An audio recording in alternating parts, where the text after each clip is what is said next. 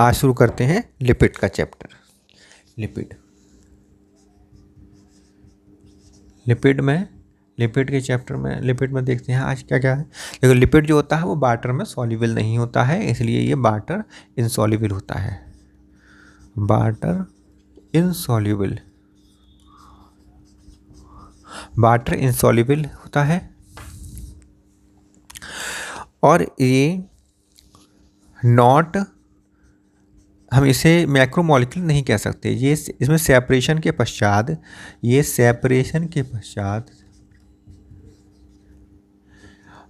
Separation करने पर यह एसिड इनसॉल्युबल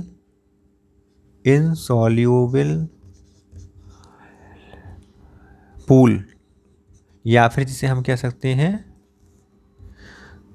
रिटेंटेंट में प्राप्त होता है। तो सेपरेशन के पश्चात जब हमें जो चीज़ें एसिड इनसॉल्युबल पूल में या रिटेंटेंट प्राप्त होती हैं वो सभी मैक्रोमोलिक्यूल्स होती हैं, जबकि ये भी हमें लिपिड भी हमें एसिड इनसॉल्युबल और में प्राप्त होता है। इसलिए फिर भी हम इसे मैक्रोमोलिक्यूल नहीं कह सकते, नॉट स्ट्रिक्टली मैक्रोमोलिक्यूल।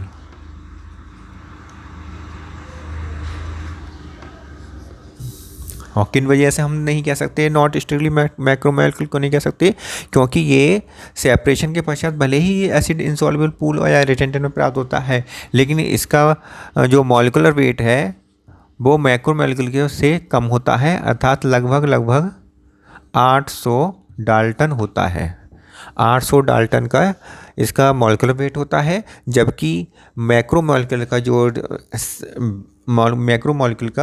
जो मॉलिक्यूलर वेट है वो करीब 10,000 डाल्टन से अधिक होना चाहिए। 10,000 डाल्टन या 10,000 डाल्टन से अधिक होना चाहिए, तब मैक्रोमोलिक्यूल कहा जाता है।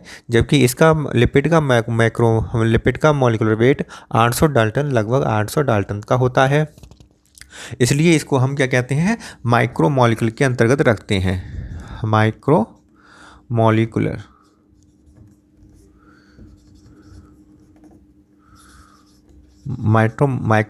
के अंतर्गत रखते हैं, मैक्रोमोलिक्यूल नहीं कहते हैं। जबकि सेपरेशन करते हैं तो सेपरेशन के समय हमें ये एसिड इनसॉल्युबल पूल या रिटेंटेंट में प्राप्त होता है, क्योंकि वो बाद में देखेंगे, ठीक है। तो माइक्रोमोलिक्यूल कहते हैं। इसके अलावा इसे हम क्या कहते हैं, नॉन पॉलीमेरिक होता है। क्यों होता है नॉन पॉलीमेरिक? क्योंकि देखिए, पॉलीमेरिक क्या क्या होते हैं। पॉलीमेरिक होता है प्रोटीन एक पॉलीमेरिक सब्सटेंस है। क्यों है? क्योंकि ये अमीनो एसिड से मिलकर बना होता है। ऐसे ही न्यूक्लिक एसिड पॉलीन्यूक्लियोटाइड से मिलकर बना होता है। कई पॉलीन्यूक्लियोटाइड्स मिलकर बनाते हैं न्यूक्लिक एसिड, और कई अमीनो एसिड मिलकर बनाते हैं प्रोटीन, और ऐसे ही कई मोनोसैकेराइड्स मिलकर बनाते हैं पॉलीसैकेराइड्स।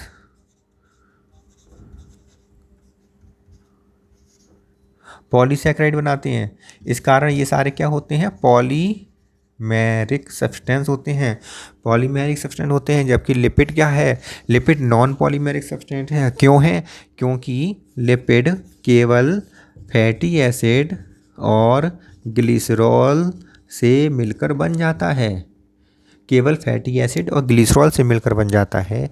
अकेला फैटी एसिड लिपिड नहीं बना सकता, अकेला ग्लिसरॉल इसके लिपिड नहीं बना सकता, लेकिन फैटी एसिड और ग्लिसरॉल मिलकर लिपिड को बना देते हैं। इसलिए इसे नॉन पॉलीमेरिक सब्सटेंस कहा जाता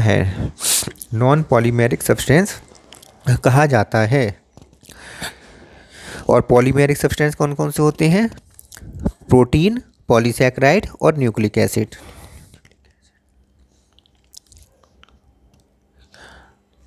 अब देखते हैं कि कार्बन, हाइड्रोजन, ऑक्सीजन के आधार पर देखते हैं कि कार्बन, हाइड्रोजन और ऑक्सीजन जो हैं, अगर इनका अनुपात 1:2:1 होगा तो ये कार्बोहाइड्रेट कहलाते हैं। यदि हाइड्रोजन की मात्रा कार्बन एंड ऑक्सीजन से अधिक होती है, दुगने से अधिक होती है, तो ये लिपिड कहलाते हैं। अगर कार्बन, हाइड्रोजन, ऑक्सीजन के साथ नाइट्रोजन भी है तो ये प्रोटीन कहलाते हैं। अगर कार्बन, हाइड्रोजन, ऑक्सीजन, नाइट्रोजन के साथ साथ अगर फास्फोरस भी है तो ये न्यूक्लिक एसिड कहलाते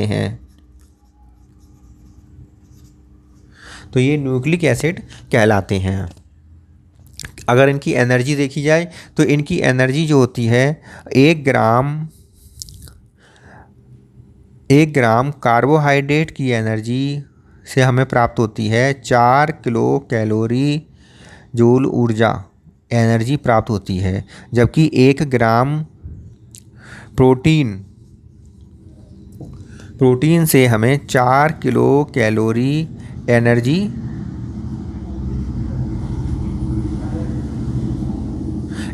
प्राप्त होती है।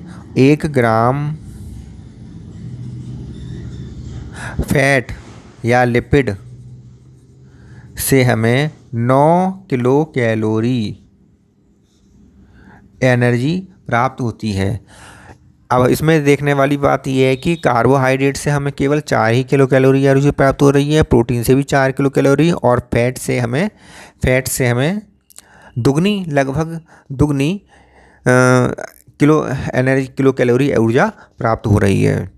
तो फैट से हमें ज़्यादा ऊर्जा प्राप्त होती है। इसके बावजूद भी कार्बोहाइड्रेट हमारा क्या होता है, इंस्टेंट एनर्जी सोर्स होता है। Instant energy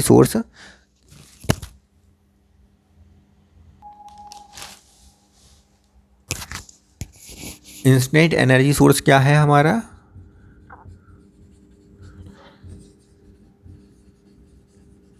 instant energy source क्या है हमारा? ग्लूकोज। कार्बोहाइड्रेट है, ग्लूकोज है।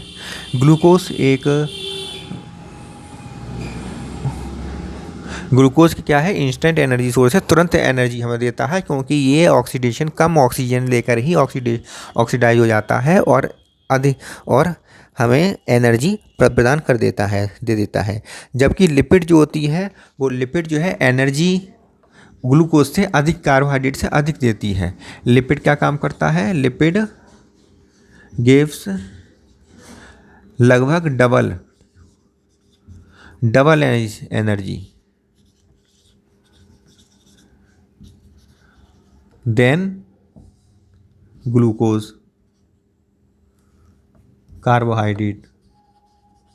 कार्बोहाइड्रेट से लगभग की अपेक्षा ये डबल एनर्जी देता है लिपिड। फिर भी इंस्टेंट एनर्जी सोर्स जो है वो ग्लूकोज कहलाता है, ना कि लिपिड कहलाता है। इसका मेन कारण ये है कि लिपिड के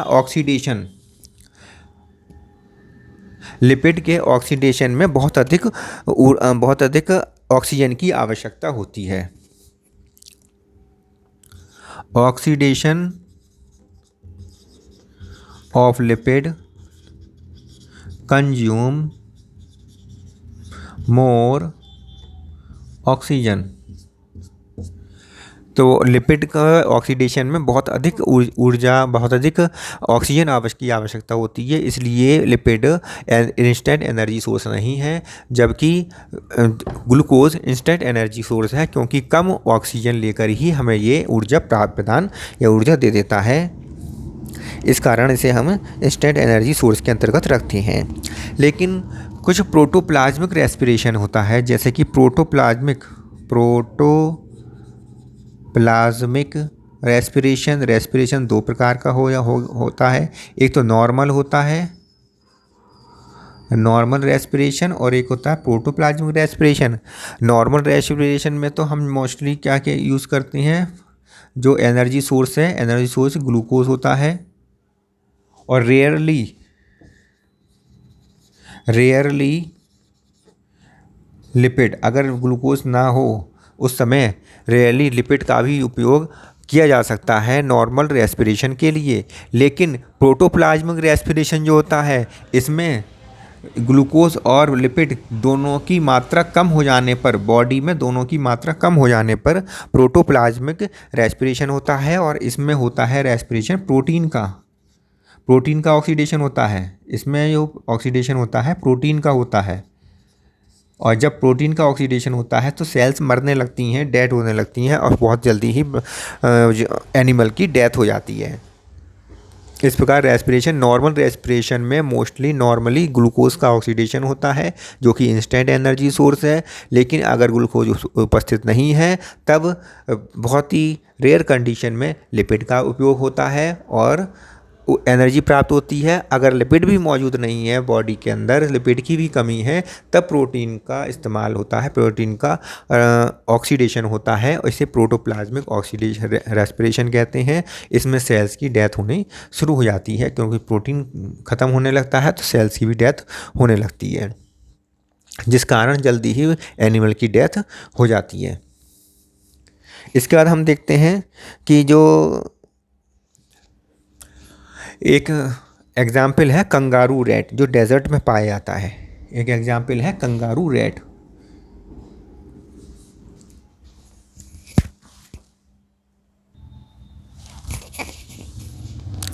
एक एग्जाम्पल है कंगारू रैट का।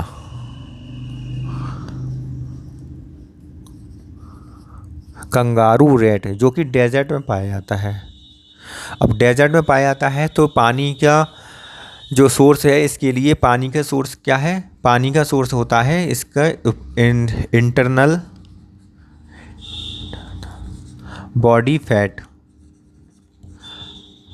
इनके अंदर पाए जाने वाला बॉडी फैट ही इसका पानी का सोर्स होता है, क्योंकि फैट के ऑक्सीडेशन में बहुत अधिक ऑक्सीजन लगती है, उसमें बहुत सारा हाइड्रोजन होता है। इस कारण वाटर का बहुत अधिक वाटर निकलता है। जब फैट का ऑक्सीडेशन होता है तो बहुत अधिक वाटर निकलता है।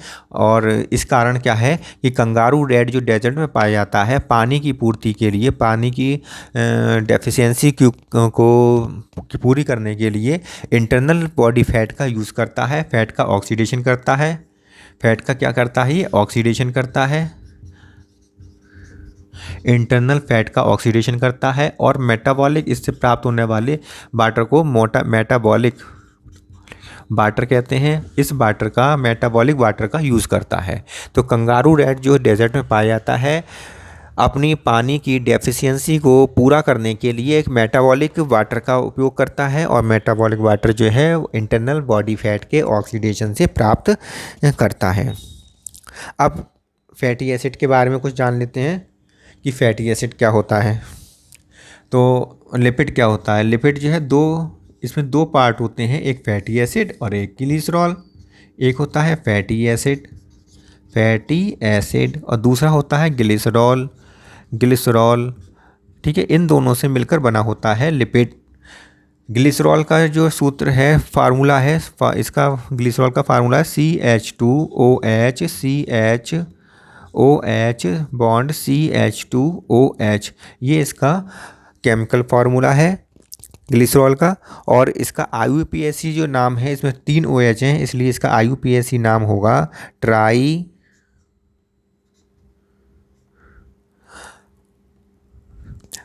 OH कितने हैं? 3 हैं, इसलिए इसमें क्या है? Try hydroxy.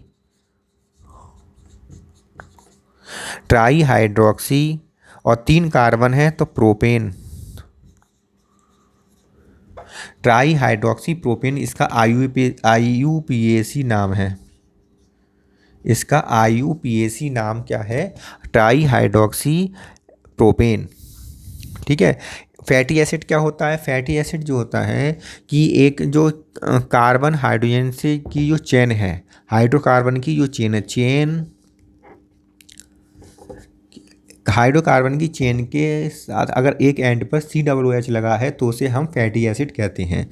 तो इससे हम लिखेंगे चेन ऑफ हाइड्रोकार्बन हैविंग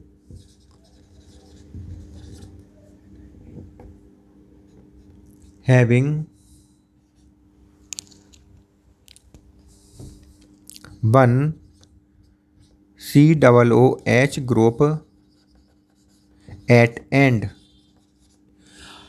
एक सिरे पर COOH ग्रुप लगा हुआ है अगर हाइड्रोकार्बन की चेन पर, तो उसे हम कहेंगे फैटी एसिड कहेंगे। और जैसे कि ये है हाइड्रोकार्बन की चेन, है, स्टार्टिंग CH3 से शुरू होगा ये, फिर CH2 लगे होंगे, लास्ट में COOH लगा होगा। इस COOH को हम कहते हैं पोलर, ये पोलर होता है, पोलर ग्रुप होता है। COOH क्या होता है? पोलर ग्रुप होता है। और जबकि बाकी बचा हुआ जिसमें हाइड्रोकार्बन की चेन होती है, इसे कहते हैं नॉन पोलर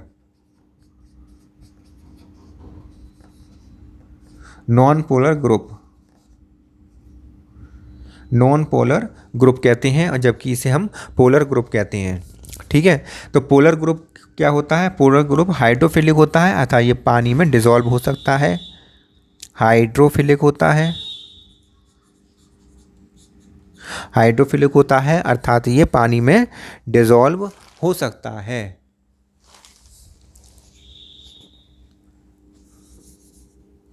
ये कैसा होता है? हाइड्रोफिलिक।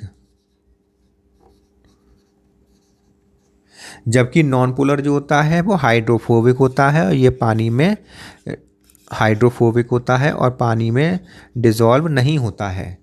ठीक है, तो नॉन पोलर हाइड्रोफोबिक होता है, और पोलर ग्रुप जो होता है COOH ये हाइड्रोफिलिक होता है, पानी में डिसॉल्व हो जाता है।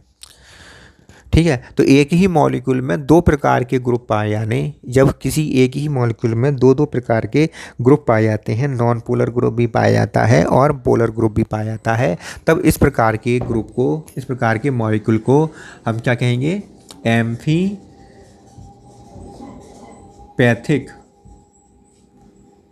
Amphipathic molecule. तो लिपिड क्या होता है? एम्फीपैथिक मॉलिक्यूल होता है, क्योंकि इसमें दोनों polar and non polar group और पोलर ग्रुप दोनों ग्रुप पाए जाते हैं, दोनों प्रकार के ग्रुप पाए जाते हैं। अब इसमें हम देखते हैं, स्ट्रक्चर देख लेते हैं कि जो इसका स्ट्रक्चर है फैटी एसिड का जो स्ट्रक्चर है वो कैसा बना हुआ है। एक तो इसमें नॉन पोलर ग्रुप है, अर्थात जिसे R कहेंगे, और एक COOH है जो कि पोलर ग्रुप है। ठीक है, R को हम क्या कहेंगे? चेन जो है लगी हुई है इसमें हाइड्रोकार्बन की चेन, उसे हम R से रिप्रेजेंट करते हैं, और COOH को, नॉन पोलर को हम साथ में लिख देते हैं, तो इसे कहते हैं फैटी एसिड का फार्मूला। अब इसमें जो R है, R का मान C1 से लेकर C19 तक हो सकता है। अधिक कम से कम C1 तो होगा ही, और नहीं अधिक से अधिक C19 तक इसमें देखा गया है। तो इसमें C1 अगर रखते हैं, तब इसका फार्मूला जो होगा वो सबसे छोटा फार्मूला होगा और सिंपलेस्ट फार्मूला होगा, तब बनेगा सिंपलेस्ट फैटी एसिड।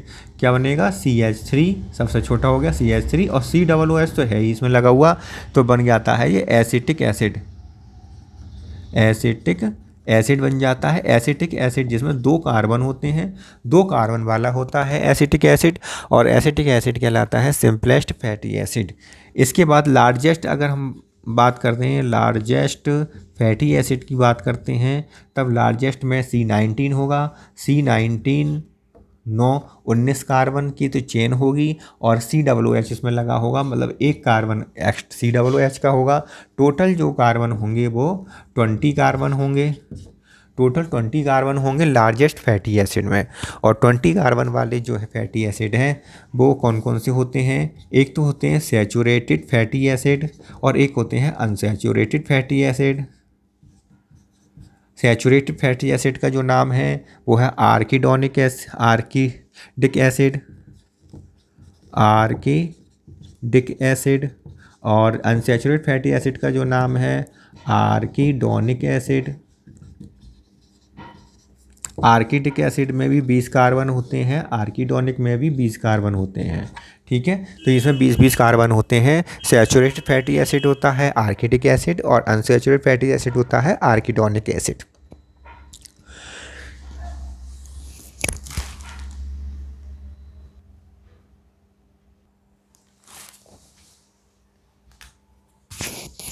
अब बात करते हैं फैटी एसिड के बारे में कि फैटी एसिड कितने प्रकार का होता है। फैटी एसिड के टाइप्स, तो ये दो प्रकार का होता है। एक तो होता है सैचुरेटेड फैटी एसिड, दूसरा होता है अनसैचुरेटेड फैटी एसिड। ठीक है, तो सैचुरेटेड फैटी एसिड और unsaturated fatty acid. Saturated fatty acid वो होती हैं जिनमें कार्बन सिंगल बॉन्ड कार्बन के बीच में सिंगल बॉन्ड होता है, पाया जाता है, कार्बन कार्बन सिंगल बॉन्ड पाया जाता है। और अनसैचुरेटेड फैटी एसिड वो होते हैं जिनमें कार्बन कार्बन के मध्य डबल बॉन्ड पाया जाता है, ऐसे अनसैचुरेटेड फैटी एसिड कहलाते हैं। तो कार्बन कार्बन सिंगल बॉन्ड जिसमें पाया जाता है केवल कार्बन का, केवल only carbon carbon single bond पाया जाता है, उन्हें हम सैचुरेटेड फैटी एसिड कहते हैं। और इनको हम ऐसे लिखेंगे, इनको ऐसे लिखते हैं, जो कार्बन चेन होती है और इसमें carbon OH double bond O। तो इस प्रकार है, ये कार्बोक्सिलिक ग्रुप हो गया और इसे R ग्रुप हो गया, ये R चेन हो गई और ये कार्बोक्सिलिक ग्रुप हो गया, पोलर ग्रुप। ठीक है, इस प्रकार इसको लिखते हैं। इसका जो फार्मूला होता है CnH2nOn होता है, CnH2nO होता है, ये इसका फार्मूला है लिखने का। या फिर इसको दूसरा फार्मूला जो है वो हम लिख सकते हैं CH3CH2 और 2 कार्बन कम हो जाएंगे N-2, ठीक है, और COOH N-2।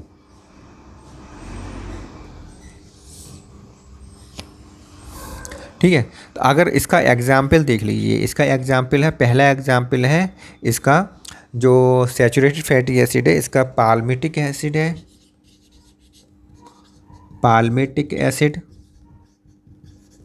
पाल्मिटिक एसिड जो होते हैं वो 16 कार्बन के होते हैं।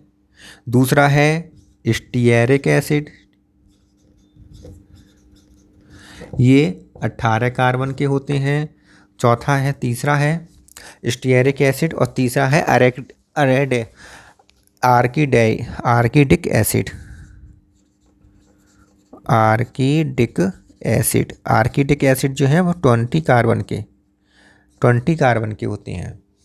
पाल्मिटिक एसिड जो है 16 कार्बन के होते हैं और इनका जो फार्मूला है वो किस प्रकार लिखा जाएगा, CH3CH214COOH। और इनका फार्मूला स्टीयरिक एसिड का जो फार्मूला है वो बनेगा CH3CH216COOH। और ऐसे ही आर्किडिक एसिड का जो फार्मूला बनेगा वो CH3CH218COOH। इस प्रकार इसका फार्मूला बनेंगे पाल्मिटिक एसिड, स्टीयरिक एसिड और आर्किडिक एसिड का।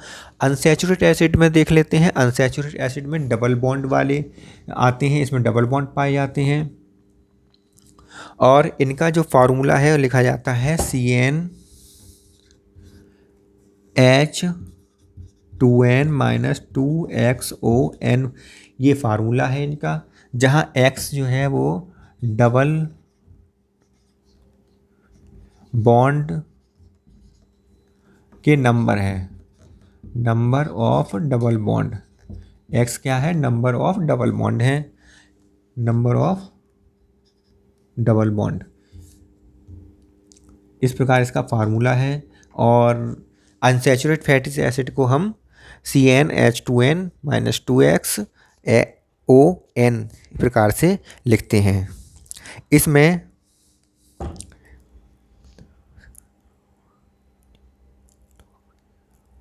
डबल बॉन्ड जो हैं वो उसके अतिरिक्त सिंगल बॉन्ड भी पाए जाते हैं, केवल डबल बॉन्ड नहीं पाए जाते हैं, सिंगल बॉन्ड भी पाए जाते हैं। तो double bond along with single bond, तो इसमें जो पाए जाते हैं double bond along with carbon carbon single bond, along with carbon carbon single bond के साथ साथ डबल बॉन्ड भी पाए जाते हैं। तो डबल बॉन्ड जो पाए जाते हैं वो दो प्रकार के हो सकते हैं। एक तो हो सकता है कि केवल एक ही डबल बॉन्ड पाया जाए, तो उसे हम कहेंगे mono unsaturated fatty acid.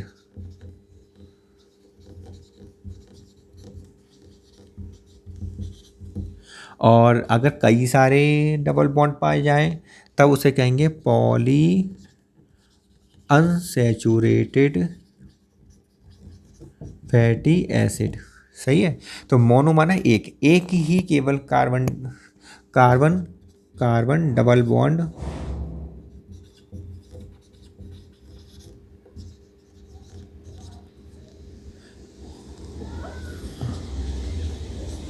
One carbon carbon double bond पाया जाए तो मोनो अनसैचुरेटेड फैटी एसिड में केवल एक ही कार्बन कार्बन डबल बॉन्ड पाया जाता है, जबकि इसमें मैनी होते हैं, many carbon carbon double bond, carbon carbon double bond पाए जाते हैं। इसलिए इसे हम क्या कहते हैं शॉर्ट में, म्यूफा, MUFA, और इसे कहते हैं प्यूफा, PUFA। ठीक है। तो म्यूफा के जो एग्जाम्पल है वो है पाल्मीटोलिक एसिड,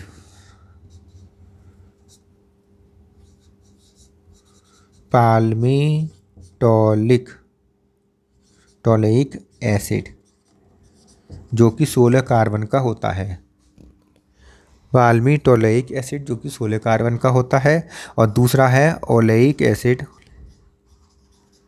जो कि 18 कार्बन का होता है। ऐसे ही poly unsaturated fatty acid PUFA का जो है एग्जाम्पल वो है, प्यूफा का जो एग्जाम्पल है उसमें कार्बन कार्बन डबल बॉन्ड कई सारे होते हैं। और पहला है linoleic acid, 18 carbon plus 2 double bond, 18 carbon होते हैं इसमें और 2 डबल बॉन्ड होते हैं लिनोलेइक एसिड में।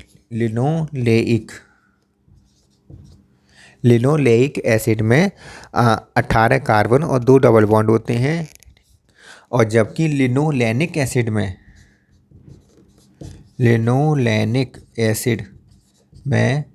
18 कार्बन प्लस 3 डबल बॉन्ड होते हैं, 3 डबल बॉन्ड होते हैं लिनोलेनिक एसिड में। तीसरा आता है आर्किडोनिक एसिड, आर्किडोनिक एसिड आता है, इसमें 20 कार्बन होते हैं और 4 डबल बॉन्ड होते हैं।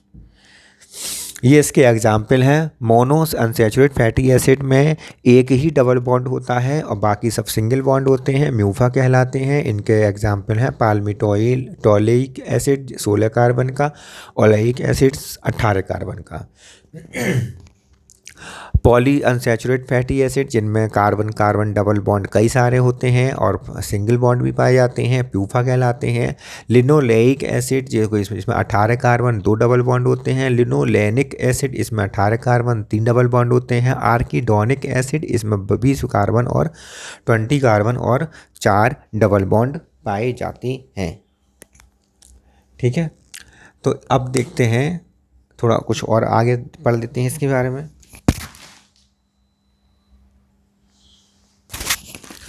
देखिए प्यूफा जो होते हैं ये हमारे शरीर के अंदर नहीं बनते हैं, इसलिए प्यूफा जो होते हैं इसेंशियल फैटी एसिड कहलाते हैं।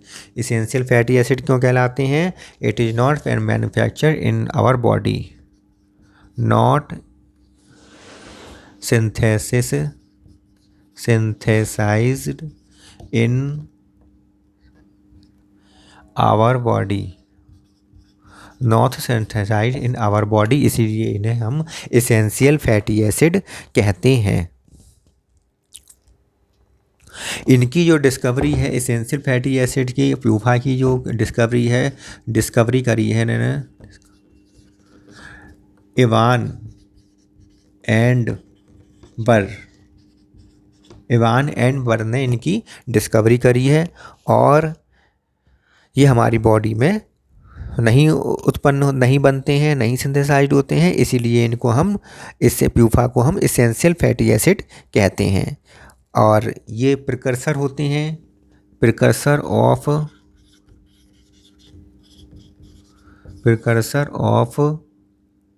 कुछ हार्मोन्स होते हैं, उनके प्रिकर्सर होते हैं। तो essential fatty acid are precursor of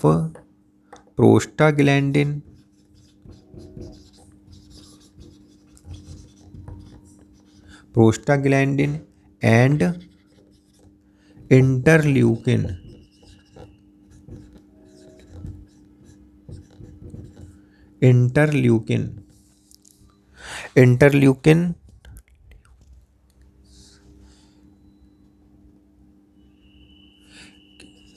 interleukins और प्रोस्टाग्लैंडिन, इन दोनों के प्रिकर्सर भी होते हैं प्यूफा। ठीक है, क्योंकि प्यूफा जो एराकिडोनिक एसिड तो आपने देखा होगा, इसमें एराकिडोनिक एसिड में क्या होता है 6 ओमेगा, ये क्या है अनसैचुरेटेड ओमेगा 6 फैटी एसिड है। एराकिडोनिक एसिड क्या है अनसैचुरेटेड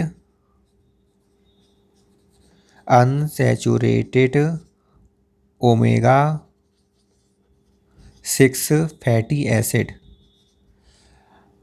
ओमेगा 6 फैटी एसिड है। ये प्यूफा जो होते हैं प्रोस्टाग्लैंडिन और इंटरल्यूकिन्स के प्रिकर्सर होते हैं। और प्रोस्टाग्लैंडिन इंटरल्यूकिन्स कहाँ से निकलते हैं, ये निकलते हैं पैराक्राइन ग्लैंड से। पैराक्राइन ग्लैंड से निकलने वाले लोकल हार्मोन हैं। तो ये क्या है, local hormone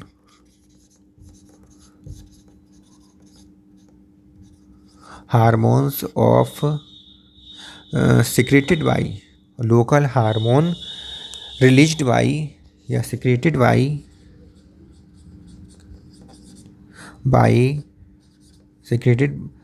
by paracrine gland. Paracrine gland कौन सी होती हैं, पैराक्राइन ग्लैंड वो होती हैं जो हार्मोन को सिक्रीशन करती हैं, और ये हार्मोन केवल पास में उपस्थित कोशिकाओं पर जाकर अपना परफॉर्मेंस देते हैं, अपना रिएक्शन देते हैं, क्योंकि इन हार्मोन के रिसेप्टर के कहाँ पर पाए जाते हैं, केवल पास में उपस्थित सेल्स में ही पाए जाते हैं। इसलिए ये पास में उपस्थित सेल्स के पर ही जाकर अपना वर्क करते हैं। पास जो भी लोकल सेल्स होती हैं, आसपास की सेल्स होती हैं, उनमें इनके रिसेप्टर्स होते हैं, और ये रिसेप्टर इन्हीं को रिसीव कर लेते हैं, इन हार्मोन को, लोकल हार्मोन को रिसीव कर लेते हैं। तो प्रोस्टाग्लैंडिन और इंटरल्यूकिन्स क्या होते हैं, एक लोकल हार्मोन्स हैं जो पैराक्राइन ग्लैंड से निकलते हैं, और इन लोकल हार्मोन्स के प्रिकर्सर प्यूफा हैं। प्यूफा हम बाहर से लेते हैं, और इनके बाहर से लेने के कारण ही ये इनका प्रोस्टाग्लैंडिन और इंटरल्यूकिन्स का निर्माण हो पाता है। तो प्यूफा जो हैं वो हमारे शरीर में नहीं बनते हैं, इसलिए एसेंशियल फैटी एसिड है, जबकि प्रोस्टाग्लैंडिन और इंटरल्यूकिन हमारे शरीर के अंदर ही बनते हैं, दोनों लोकल हार्मोन है, हमारे शरीर के अंदर ही बनते हैं। प्रोस्टाग्लैंडिन जो है पहला ऑब्जर्व्ड ह्यूमन सीमेन से सबसे पहले ऑब्जर्व किया गया था। ये सबसे पहले ऑब्जर्व कहाँ से किया गया था, first observed by seminal vesicle से ये सबसे पहले ऑब्जर्व्ड किया गया था। सेमिनल वेसाइकिल से सबसे पहले ये ऑब्जर्व किया गया था, और इसका जो वर्क है वो है कॉन्ट्रैक्शन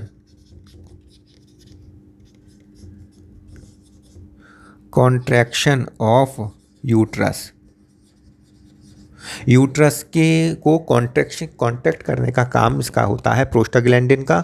और प्रोस्टाग्लैंडिन और सबसे पहले ऑब्जर्व किया गया था सेमिनल वेसाइकल्स में, सीमन में ऑब्जर्व किया गया था, ह्यूमन सीमन में ऑब्जर्व किया था जो सेमिनल वेसाइकल में बनता है। सबसे पहले ऑब्जर्व किया गया था in human semen.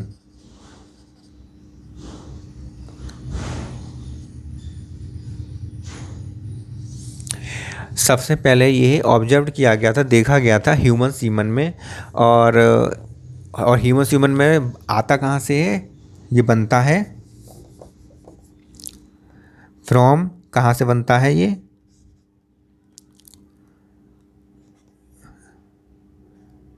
From seminal vesicle.